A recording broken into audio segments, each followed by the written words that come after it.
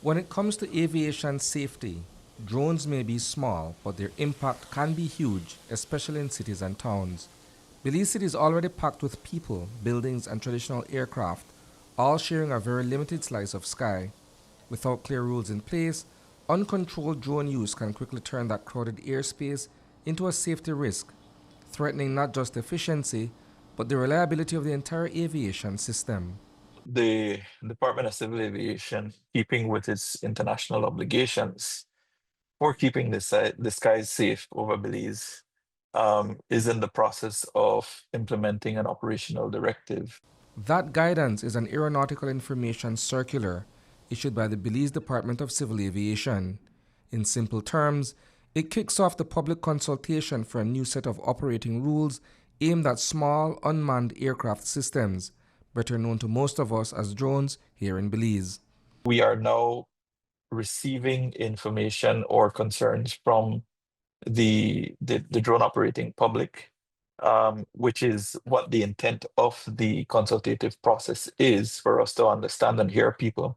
After which we will review those concerns, and then we will meet with the drone operating public um, to basically explain to them where we stand on each of those concerns. And it's not just about flying drones for fun anymore. These devices are increasingly becoming essential tools across several industries.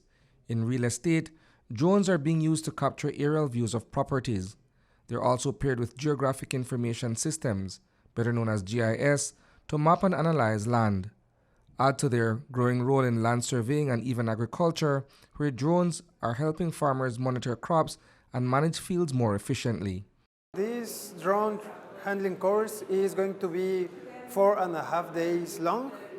It is going to be 60% theory, 40% practice, and we aim to give the basis of the agricultural and drone piloting needs that every participant should have before being able to recognize the most common troubles in agriculture and also be able to bring an optimum solution to it.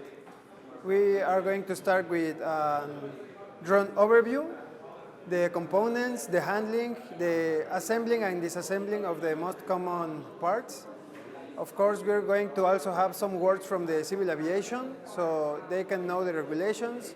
The proposed directive would set clear, mandatory rules for all drones used in Belize, replacing the patchwork of approvals now in place.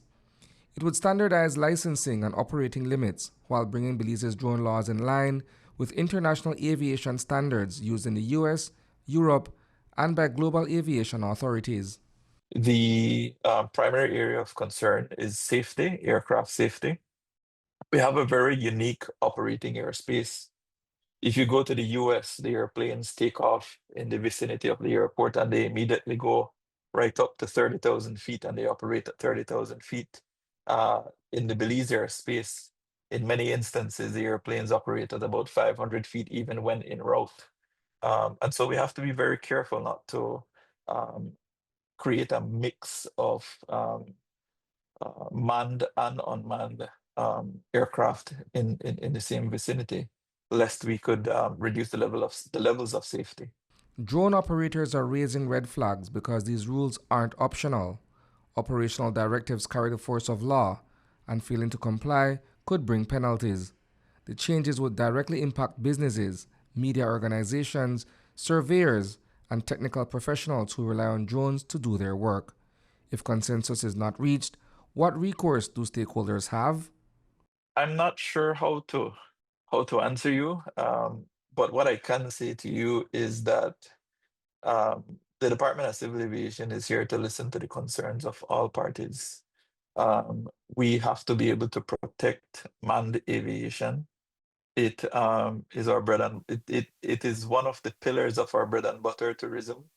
And if we don't protect it, it could be disastrous for it could have severe socioeconomic impact for the Belizean society. So we have to be able to protect manned aviation. Reporting for News 5, I am Isani Cayetano.